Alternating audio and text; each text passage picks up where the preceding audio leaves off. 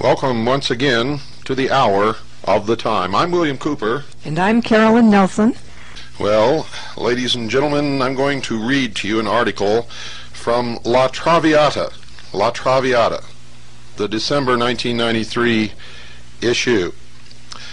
And I'm going to read this to you so that you'll know that I'm not the only one out here who's stark raving mad, as some of you tend to think. I want you to hear that not only have I reached the conclusions that I have reached through years and years of diligent and very, very deep research, but many others have reached the same, and I mean the very same, conclusions. This is entitled Secrets in the Vatican II, the Church and the Secret Societies, a Brief History.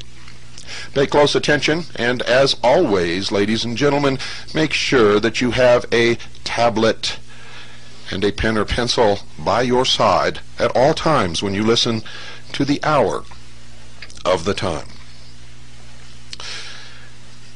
At a recent Church of England synod, a report on Freemasonry was presented to the assembled clerics and lay people for debate. Several speakers denounced Masonry as contrary to the teachings of Christianity and condemned Christians, especially clerics, who might be members. One speaker even went so far as to attack Masonry as blasphemous because he claimed its central initiation ritual, which involves a symbolic death and rebirth enactment, was a travesty of the Christian belief in the crucifixion and resurrection of Jesus of Nazareth.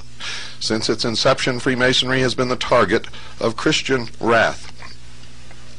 In the inner circle of Masonry, among those who have obtained higher degrees of initiation, there are Masons who understand that they are the inheritors of an ancient and pre-Christian tradition handed down from pagan times. The medieval Masons inherited this secret tradition in the form of symbolic teachings which expressed spiritual truths. These teachings originated in the pagan mysteries which were followed widely in the ancient world. These medieval Masons inherited esoteric knowledge from their pagan forebears, and this knowledge was incorporated into the sacred architecture of the cathedrals.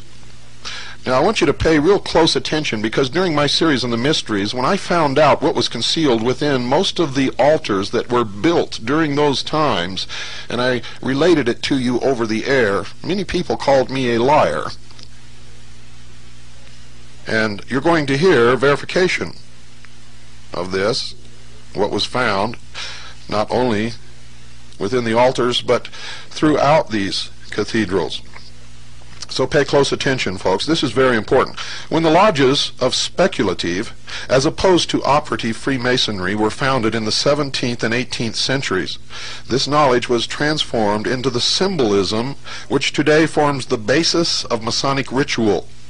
With the persecution of alternative spiritual beliefs in medieval Christian Europe, the guardians of this ancient wisdom went underground, forming secret societies to preserve their pagan ideals, and these societies became the mysteries.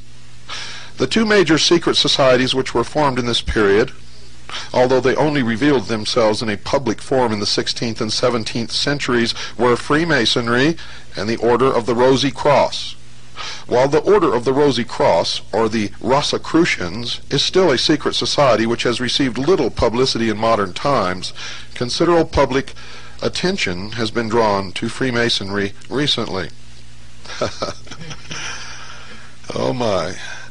The Masons regarded geometry as the most important of the arts and sciences according to their beliefs. Geometry had been taught by a pre-flood patriarch called Lamech, who had 3 sons. One invented geometry, another was the first Mason, and the third was a blacksmith who was the first human to work with precious metals. In common with Noah, Lamech was warned of an impending flood caused by the wickedness of humanity and the interference of the fallen angels in world affairs. Lamech and his sons decided to preserve their knowledge in 2 stone pillars so that future generations would discover it. The Masons believe that one of these pillars was discovered by the Greek god Hermes, also known to the Greeks as Hermes Trismegistus, or thrice greatest, and to the ancient Egyptians as the ibis-headed scribe of the gods Thoth, pronounced Tehuti. The so-called Emerald Tablet of Hermes is said to contain the essence of the lost wisdom from before the days of the biblical flood. According to occult sources, this tablet was discovered in a cave by the mystic Apollonius of Tyana, who was regarded by the early church as a rival to Jesus. The first published version of the Emerald Tablet dates from an Arabic source of the 8th century A.D., and it was not translated into Latin in Europe until the 13th century. However, the myth of the Hermetic wisdom had a profound effect on the Gnostics, who were heretical Christians in direct conflict with the early church for attempting to fuse paganism with the new Christian faith. They also claimed to possess the secret teachings of Jesus, divulged to only his inner circle of disciples. Masons claimed these teachings were censored from the authorized version of the New Testament, which was approved by the church councils who met to decide the structure and dogma of early Christianity. In medieval Europe, Gnostic philosophy emerged in the rise of the heretical Christian sect, the Cathars, and the rise of the chivalric order of the Knights Templar. The Hermetic traditions provided the spiritual inspiration for many secret societies in the Middle Ages, and its influence can be discerned in both speculative Freemasonry and Rosicrucianism. In the Masonic tradition, it is said that Masons were first organized into a corporate body during the building of the Tower of Babel. The concept of this tower was to reach up to heaven and contact God, according to Genesis chapter 11, verses 4 through 6. The fall of the Tower of Babel destroyed the common language spoken by humanity and ended the second golden age which followed the flood. The architecture of the tower was King Nimrod of Babylon, who was a Mason. According to popular belief, the Hebrews received their knowledge of Masonry from the Babylonians and introduced it to Egypt when they were taken into slavery. In Egypt, this knowledge was influenced by the mysteries and the occult traditions of the pyramid builders who were versed in the techniques of sacred geometry. The key to the pagan origins of Freemasonry lies in the semi-mythical story of the construction of King Solomon's Temple in Jerusalem. This building was regarded as the repository of ancient occult wisdom and symbolism by both the Freemasons and the Knights Templar. To build the temple, Solomon imported masons, artists, and craftsmen from neighboring countries. Specifically, he sent a message to the king of Tyre, asking if he could hire the services of the king's master builder, Hiram Abiff, who was skilled in geometry.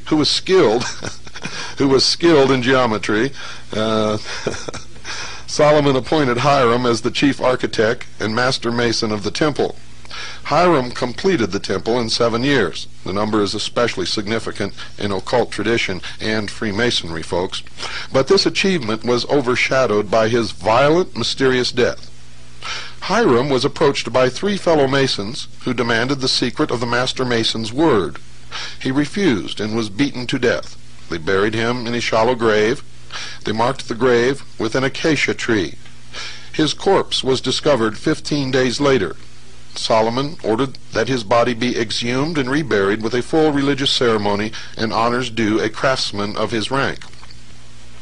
Early Masons historians regarded Hiram Abiff as a symbolic representative of Osiris, the Egyptian god of death and rebirth.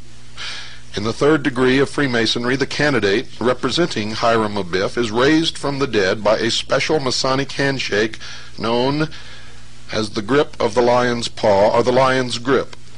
In both Masonic and Egyptian mysteries, the resurrected god is buried on a hill in a tomb marked by a tree. In Royal Ark Masonry, the candidate for initiation is informed that the sacred name of God is really Jabulan. This name has been deciphered as a coded reference to the two major gods of the Middle Eastern fertility cultus, Osiris and Baal, combined with the Hebrew tribal god, Jehovah. In Masonry, God is also signified as the great architect of the universe, signifying the importance of sacred geometry, and also indicating that he creates nothing, but designs and builds from that which has already been created. The political aspirations of Freemasonry revealed in their influence on the revolutionary movements and proto-socialism of 18th and 19th century Europe can be traced back to the myth of the Golden Age during the reign of Osiris and Isis, and before the flood to the Babylonian and Hebrew myths of creation. Occult tradition alleges that Hiram Abiff was secretly a member of an ancient society known as the Dionysian Artificers, who first appeared about 1000 BC when the temple at Jerusalem was being erected. They took their name from the Greek god and possessed secret signs and passwords by which they recognized each other, were divided into chapters or lodges ruled by a master, and were dedicated to helping the poor. They established lodges in all the Mediterranean lands, and their influence spread as far east as India. With the rise of the Roman Empire, lodges were founded in Central and Western Europe and in the British Isles. The Artificers were connected with another secret society known as the Ionians. Members of this society had settled in Asia Minor and were dedicated to the spreading of civilization, especially in its Greek form, to what they regarded as the barbarian world. Allegedly, the Ionians were responsible for the famous temple of the goddess Diana at Ephesus. Architects from this society, together with members of the Dionysian Artificers, traveled from Tyre to work on Solomon's temple. Later, the Artificers called themselves the Sons of Solomon, and used his magical seal, two interlaced triangles representing the union of the male and female energies, as their trademark. The Artificers who settled in Israel founded the Chassidians, who were a guild of craftsmen skilled in the repair of religious buildings. Now, this new sect was instrumental in the foundation of the mystical Jewish group called the Essenes. The Essenes became famous through the discovery of the Dead Sea Scrolls. In occult tradition, Jesus of Nazareth was an Essene, and there are connections between this group and the medieval Knights Templar. The Dionysian Artificers believed that the temples they built had to be reconstructed according to the principles of sacred geometry, which reflected the divine plan of God. They constructed religious buildings to represent the human body as a symbol of the universe. They also promoted the political idea of utopia on earth, which was expressed in symbolic form. The hammer and the chisel of the mason became the cosmic forces which shaped the spiritual destiny of mankind. The Roman architect and master builder Vitruvius, born in the 1st century AD, was influenced by the Dionysian Artificers. His theories formed the basis for the architecture of the Roman Empire, and with the rediscovery of classical knowledge in the 16th century, also had an impact on the greatest architects of the Renaissance. Vitruvius's concept of the magical theater representing the microcosmos of the world as a symbol of the macrocosmos of the universe was repeated in William Shakespeare's famous phrase, quote, "All the world's a stage, and all the men and women merely players," unquote. And in the naming of his famous theater, the Globe, it is claimed that Shakespeare was a Rosicrucian initiate who was probably familiar with these ideas. Others take it farther and believe that the Shakespearean plays were really written by Sir Francis Bacon. In Masonic tradition, Caesar Augustus is the patron of the Masons in ancient Rome, and is said to have been Grand Master of the Roman College of Architects. This society was organized into guilds with symbols based on the tools of their trade, such as the plumb line, the square, compasses, and the level. The college had initiation rituals involving the pagan myth of death and rebirth, which are familiar from the Egyptian mysteries.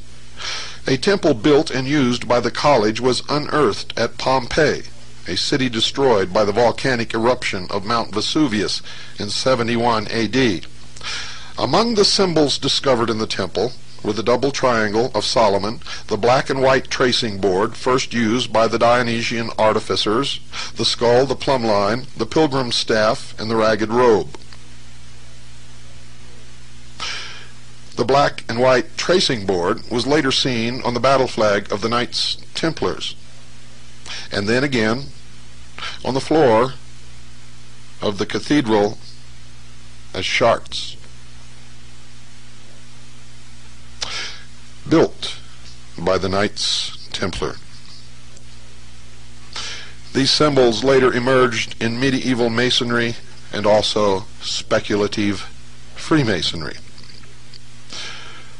The traditions of the Roman college seem to have been passed on to the order of Comocene masters who flourished during the reign of the emperors Constantine and Theodosius in the 4th century AD, when Christianity was emerging as the dominant religion of the Roman Empire. According to legend, the order was founded by ex-members of the Roman college who were forced to flee from the barbarians. They set up their headquarters on the island of Comocene in Lake Como, and in 643 were placed under the patronage of the King of Lombardy, who gave the order control over all the masons and architects in Italy. The Comocene order was divided into lodges ruled by grand masters, wore white aprons and gloves, and recognized each other by secret signs and passwords. The order was responsible for the Lombardy and Romanesque styles of architecture, and can be seen as the link between the architects and masons who built the pagan temples and the master builders who erected the Gothic cathedrals of Western Europe in the Christian Middle Ages. There is evidence that the Comocene masons traveled all over Europe, and according to the historian Bede, even reached Anglo-Saxon England, where they built a church in Northumbria. Although the masons who built the medieval churches and cathedrals were nominally Christian, the proliferation of pagan symbols and images in these ancient buildings indicates many of them were still pagans at heart. And folks, this is what I explained to you about the pyramidal structure of organization in these secret society. Those at the bottom may go to a Christian church and really believe that they are Christian, or attend other religions. But as they progress through the degrees of initiation, they are indoctrinated into the old pagan religions, and the old gods come back to them with a vengeance until they reach the top. They are no longer Christian. They no longer worship Allah or Buddha or any of the gods or religious beliefs that they had before. They're all gone by that time, and that's the purpose. You see, if those at the bottom were exposed all at once to what they would eventually learn through going up the degrees of initiation, none of them would stay long enough to get to the top. It is a process of slow but sure brainwashing. And it works. Works very, very good. Pagan symbols found include the Sheela-na-gig. These are crude representations of the naked female form in the shape of a woman with spread-eagled legs displaying their genitals. They have been identified as images of the pagan goddess of fertility worshipped in Celtic times.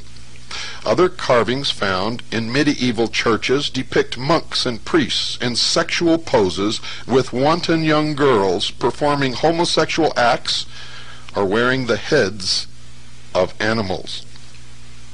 Even stranger examples of pagan masonry can be found. Professor Gregory Webb of Cambridge University, England, in 1946 Secretary of the Royal Commission on Historical Monuments and an authority on medieval architecture, at the end of the war was appointed by the British government to survey ancient churches in southern England which had been damaged by the German bombing. In one of the churches, he discovered that a Nazi bomb had dislodged the top of the altar, revealing the interior for the first time since the 14th century. Inside the damaged altar, Webb and his team discovered a stone image of a phallus, the phallus, in fact, of Osiris, which had been carefully concealed within the hollowed interior. At first, they thought that this discovery was unique, until he began to examine other churches. He found that virtually all, ladies and gentlemen, of the pre-Reformation churches built before the outbreak of the bubonic plague at the end of the 14th century, when church building ceased for a long period, had altars which hid fertility symbols, phalluses, which dedicated the Christian churches to the old pagan religion, the phallus of the religion of Osiris, which came from the ancient religion of Babylon, where the phallus represented the generative force, Baal, who was also known as Nimrod. See, you always learn something listening to the Hour of the Time. The public image of protective associations using their powers to promote fair trade and business ethics concealed the fact that the medieval society of Freemasons was a secret society with pagan origins, clandestinely promoting radical political opinions, socialism. The occult initiates, who were the real power behind the secret societies, knew that to achieve their aim they had to use the political system, and in the 12th century they began to put their plan into operation. It is known as the Great Plan or the Great Work. It is what is bringing the New World Order to fruition, into the world. The relationship between the Pope and the Grand Masters of the secret societies, ladies and gentlemen, was an explosive one. The Church regarded the members of the secret societies as spiritual anarchists who were agents of satanic conspiracy against organized religion. The Church saw them as competitors for their flock, the sheep. The Freemasons and Rosicrucians styled themselves as wolves and believed that the sheep belonged to them and were their legal and lawful prey. The Freemasons and Rosicrucians, on the other hand, also accused the Church of suppressing the true teachings of Jesus of Nazareth.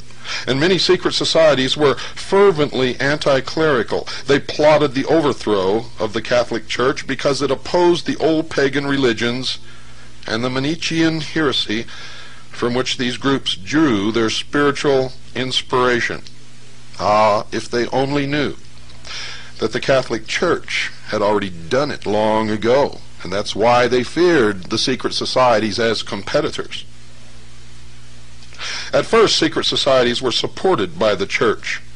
When the Vatican perceived the secret societies to be a political and ideological threat to the Church, the climate of suspicious tolerance began to change, culminating with King Philip of France wiping out the order of the Knights Templar in the 14th century.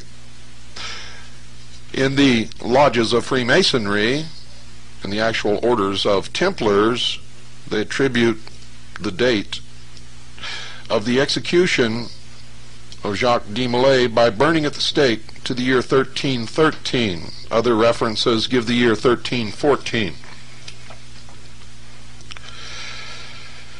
The Council of Nicaea, convened by the Roman Emperor Constantine in the 4th century, rejected pagan beliefs, at least that's what they said, such as reincarnation, which were held by early Christians, and presented Jesus as God incarnate, rather than a human spiritual teacher.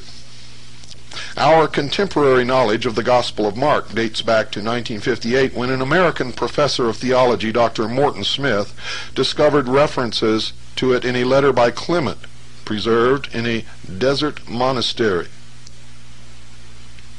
According to Smith, The inner teachings of Jesus were passed by him to his disciples during the initiation rite, which resembled those of the pagan mysteries. Smith interprets the ritual communion meal practiced by early Christians as a pagan rite descended from the mysteries of Isis and Osiris. It was this esoteric interpretation of Christianity which was accepted by the medieval secret societies rather than the version offered by the Church. After a brief lapse to pagan worship during the reign of Julian, the Christian religion quickly reestablished itself in Rome, and under the Emperor Theodosius, 378 to 395 AD, the worship of the old pagan gods was finally prohibited. The ideological battle between the popes and the Roman emperors they created raged for several hundred years. The point where we can discern the beginning of these secret societies' influence in this power struggle was in the reign of Frederick II, crowned as Holy Roman Emperor in 1215. With his death in 1250, the Holy Roman Empire collapsed. The Scottish Rite of Freemasonry, in the first lodge in Carolina in the United States, received its charter from Frederick of Prussia. For 20 years, Europe was devastated by war until, in 1273, the concept of the old empire was revived with the crowning of a new Holy Roman Emperor, Count Rudolf von Habsburg, or Habsburg, meaning Castle of Hawks, in Austria. For the next 300 years, under the patronage of the Vatican, the Habsburgs extended their empire throughout Europe, based on their temporal power and the spiritual power of the Roman Catholic. Well, I just know you're all up there twisting all around the living room, aren't you? How many of you can still do it? Well, before we went on the air, Sugar Bear and I and Carolyn were doing it. And the reason I'm playing this music tonight is just kind of take everybody back to when times were really good in this country. They're trying to convince us that times were no good during the 50s and the early 60s, and that's a lie. And those of us who lived during that period know that it was the best time in the history of this country for the common man. Everyone had work if they wanted it. The American dream was becoming realized by more people than ever before in the history of this country. And what's happening now?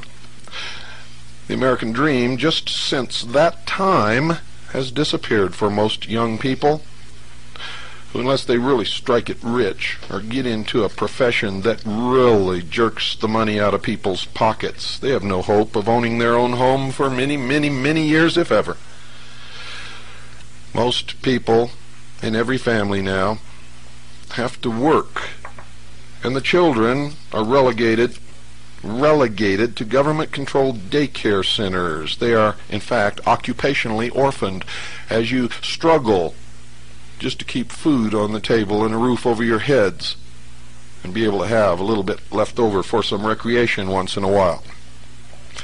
Those of you who have managed to accumulate assets are in danger of losing them at any moment. Any moment you could find yourself homeless in the street, I guarantee it. Did you know that any one of your neighbors could call the police and tell them that you're a drug dealer, and that before 3 o'clock this coming morning, your door could come crashing down, black uniformed, flak-jacketed, automatic weapon carrying Gestapo could be in your home, stripping every member of your family, searching every bodily orifice. Whether or not they find any dope, they could still confiscate all of your property, bank accounts, vehicles, and auction them off literally within 24 hours, and there's nothing that you can do about it. Now, recently, the Supreme Court put some restrictions on this, but so far it has not slowed them down, nor has it stopped them, and a recent memo from the Justice Department has chastised government law enforcement agencies for not meeting their quota of confiscated property from the citizens of the United States of America. There's only one thing that can save you from all of this and from what's coming, from an economic collapse, is to get wealth in the form of non-confiscatable, non-reportable hard assets and put them in a safe place where only you can find them, and do not keep any record of these items. And make sure you don't tell your mother-in-law that you have them. Call 1-800-289-2646. Do it right now. 1-800-289-2646. That's our sponsor, Swiss America Trading. They're honest. They will help you.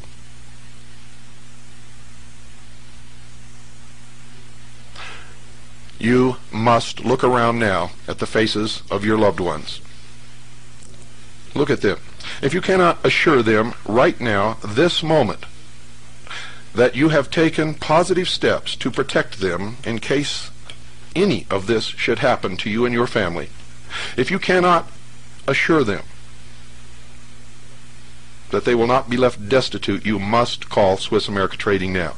Do it. 1-800-289-2646. That's 1-800-289-2646. You'll be glad that you did. I want everybody to get up out of your seat. Come on, y'all, come on. Put your hands together. Get up. And your arms together. Get up. And give me some of that old soul clapping.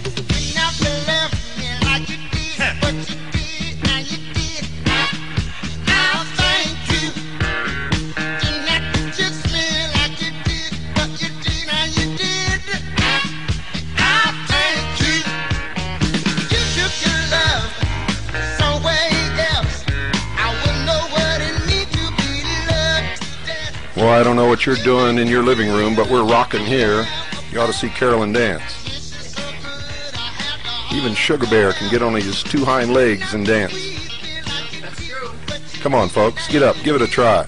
Put a little spice in your life. Bob, you didn't call Swiss America Trading, and I want you to turn around now and explain that to your wife. And I'm continuing with the article. The successful alliance between the Habsburgs and the Vatican was seriously weakened by the actions of one man, a crusading reformer who used the symbol of the Rose and Cross on his personal seal. He was the German monk Martin Luther. When I revealed that Martin Luther was a member of the Rosy Cross, the Order of the Rosy Cross, and that his personal seal was the Rose and Cross, you should see the piles of letters I got from Protestants who blindly revere this man without knowing anything about him, chastising me for revealing to them the truth. But folks, you can write all the letters you want. You will always get the truth on the hour of the time. We may make some mistakes now and then, and if we do, as we always have done in the past, I will come on the air and correct those mistakes. But we never, ever intentionally give you anything that is untrue. Remember that. Martin Luther's personal seal was the rose and the cross, and he was, in fact, a member of the Order of the Rosy Cross. Martin Luther, the man whom many revere as the founder of the Protestant movement. The Reformation, allegedly supported by the Rosicrucians and other secret societies who opposed the Catholic Church, swept through Europe. This period of the Reformation represents a key time in history during which the relationship between the Church and the secret societies changed. Changed, folks.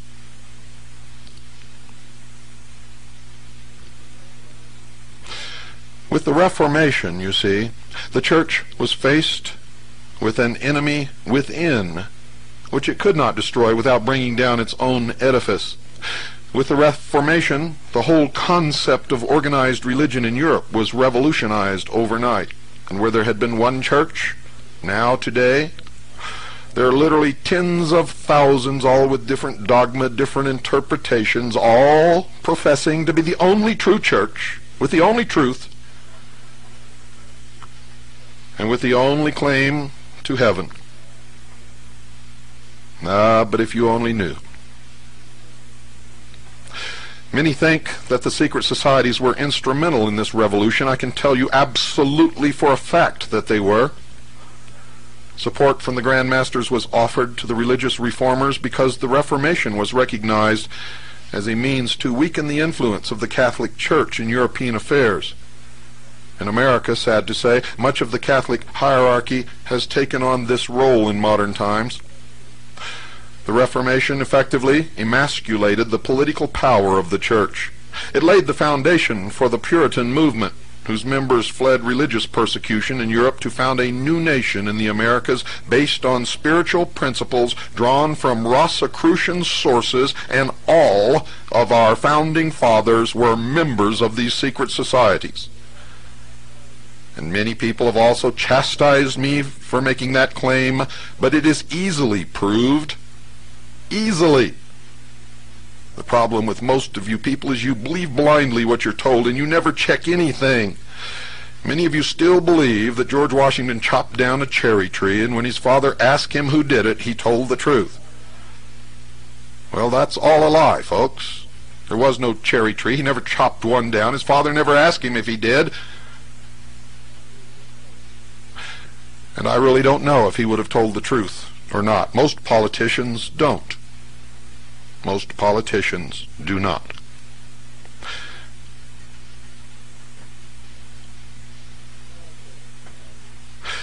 It also provided an atmosphere of open-mindedness which allowed the seeds of the Renaissance to flower based on the best ideas of the pagan classical world.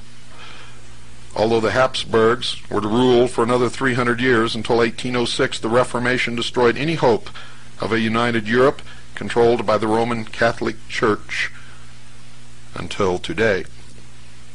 Above everything else, the religious reforms of the 16th century marked the beginning of the period when the Church became determined to exterminate the secret societies which had weakened its power base. I'm not aware that the Vatican has changed its policy one iota from this. In fact, its determination has doubled over the past 150 years, even though today the secret societies flourish in America, and with only a wink from the American Catholic Church bishops. In fact, the Jesuit Society was formed to combat this from another secret order of Illuminati, or the Ilumbrados, in Spain. The head of this group was Ignatius Loyola, who was in fact arrested by the Inquisition. He used his influence with powerful people to gain an audience with the Pope. He went in on his knees and walked out on his 2 legs with a papal bull, granting him immunity from prosecution, from the Inquisition, from any king, queen, country, or law, save one, the Pope. And he was to found a new order, the Society of Jesus, now known as the Jesuits. See the Oath of a Secret Society, which makes up a chapter in my book, and you will see that they are sworn to destroy the Protestant movement and Protestants wherever they can find them. Above everything else, the religious reforms of the 16th century marked the beginning of the period when the Church became determined to exterminate the secret societies which had weakened its power base. The secret societies, though they claim to follow the precepts of Jesus Christ, actually provide an alternative version of spirituality to their followers. They deny the divinity of Jesus Christ. They deny that he was the Son of God, or was in actuality the incarnated God upon this earth, that he died, or that he was resurrected, or that he sits upon the right hand of the throne of God. Instead, he has become an ascended master, a teacher, and Christ has become an office which anyone can attain. You too can become a Christ in the New World Order. They actually provide this alternative version of spirituality, and it is the foundation of what you know today as the New Age movement. They allege that the church had deliberately subverted the teachings of Jesus and teach that there are other sources of spiritual knowledge which are as valid as Christian belief and predated it by thousands of years. In 1738, the first papal bull to combat Freemasonry was issued by Pope Clement XII. This bull threatened any Catholic who became a Mason with excommunication, at that time an extremely serious punishment. In fact, nothing worse could be imagined. In the 1870s, claims that secret societies such as the Illuminati were using Freemasonry as a cover for radicalism and revolution gave the church fresh charges to level against the Masonic lodges. The climax of the church's crusade to destroy the influence of Freemasonry came in the 19th century. In 1864, Pope Pius X condemned socialism and the secret societies in his Syllabus of Errors, which he published following an investigation of revolutionary activities in Italy. Every investigation has found that socialism emanates from the secret societies. 12 months after the publication of the syllabus, the Pope again condemned the secret societies, specifically attacking Freemasonry as anti-Christian, satanic, and pagan in origin. In 1884, Pope Leo XIII issued a proclamation identifying Masonry as one of the secret societies working to establish Satan's kingdom on earth. He also claimed that Masonry was attempting to revive the manners and customs of the pagans. They have succeeded. Any visit to the Luxor Hotel in Las Vegas will convince you of that. It has often been claimed that the ultimate objective of the secret societies was to infiltrate the Vatican and place their own man on the throne. See my book for the outcome. Some modern critics of the Roman Catholic Church, especially those with ultra-traditionalist views, have seen in the liberalization of the church in recent years proof that its hierarchy has been penetrated at the highest levels by agents of the secret societies who are working for its eventual downfall. At the celebrations in honor of St. Francis of Assisi in 1986, which stressed the unity of all religions, the Pope participated in a multi-religious prayer for world peace. Traditionalists were horrified to see the pontiff happily share a platform with a Tibetan Lama, a Hindu Swami, a Native American medicine man, a Jewish rabbi, and a Maori high priest. It was noted that the unity of all the world's religions and the recognition that they all derived from the same ancient source is the central philosophy of the secret societies. It is the goal of the World Council of Religions. It was the message of Pope John Paul II in Denver, Colorado. Dear listeners, and he replaced the last pope who tried to be a good pope. He was murdered after exactly 33 days in office. Now, I read this from La Traviata. La Traviata, the December 1993 issue, I believe. Is it the December? Yes, December 1993 issue. To show you that I'm not the only insane person out here who has discovered the truth amongst all the lies. Anyone can do it. I don't know who wrote that. I never saw that paper before. It was sent to me by a Kaji member. The author's name, I don't believe, is listed there. And even if it was, I still don't know him. Anyone who wants to look for the truth and find it will find it. It's not hidden, ladies and gentlemen.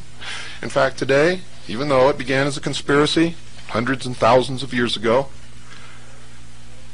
today it is all being done in the open. They believe that all of us are so stupid, actually, that they even write books about it, disclosing their whole intentions, all of their plans, knowing that none of you will ever read those books,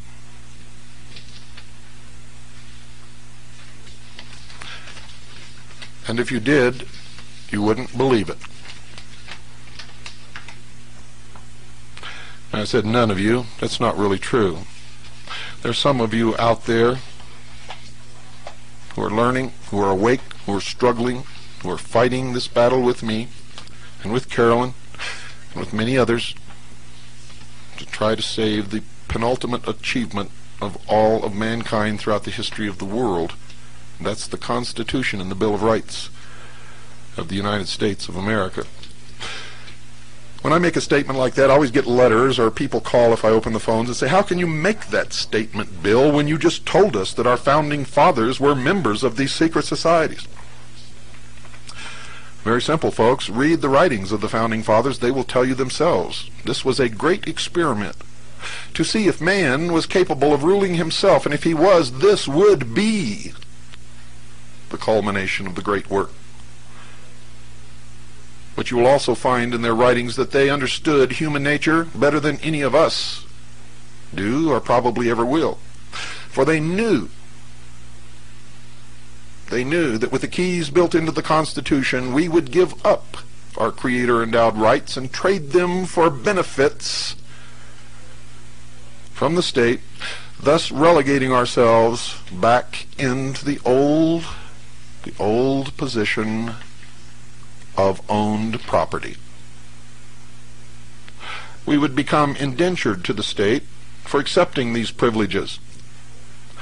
But they knew that people did then, as they do today, except for a very few people who really understand and appreciate freedom and understand the responsibilities and the consequences that go along with it. They understood that most people spend the first 20 years of their lives struggling to become responsible and to be accepted as a man or a woman in their own right, able to be responsible, strike out on their own, build a business, sign contracts. And once they discover the responsibilities and requirements that freedom demands, they spend the rest of their life trying to crawl back into the womb, searching for a daddy to take care of them. That's why socialism is so attractive to most people, ladies and gentlemen. It tells them they no longer have to be responsible. Then in exchange for their freedoms, Daddy the state will take care of them. Daddy the state will give them a job. Daddy the state will pretend to pay them if they pretend to work. Daddy the state will provide them with some sort of a hovel in which they can live, so they don't have to worry about paying the rent. Yes, Daddy will even change their diapers and give them clothes to wear. Daddy will tell them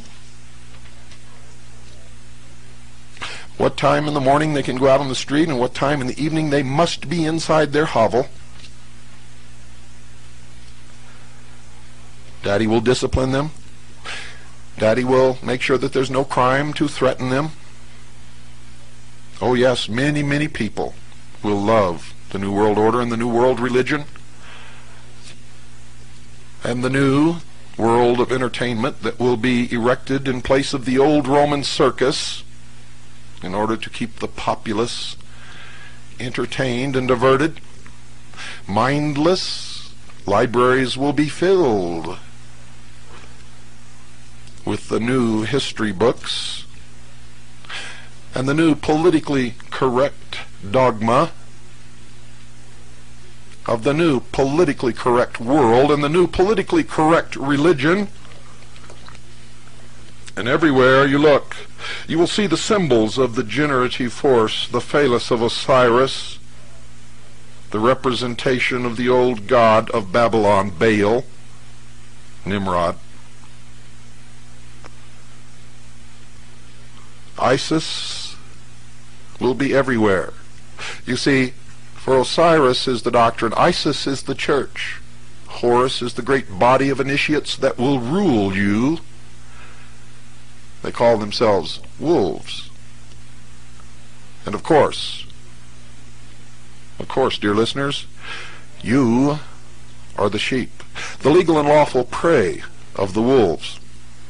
A nation or world of people who will not use their intelligence are no better than animals who do not have intelligence. Such people are beasts of burden, and yes, stakes on the table by choice and consent. If we didn't love you here, we would not say these things to you. Please wake up. Good night, and God bless you all.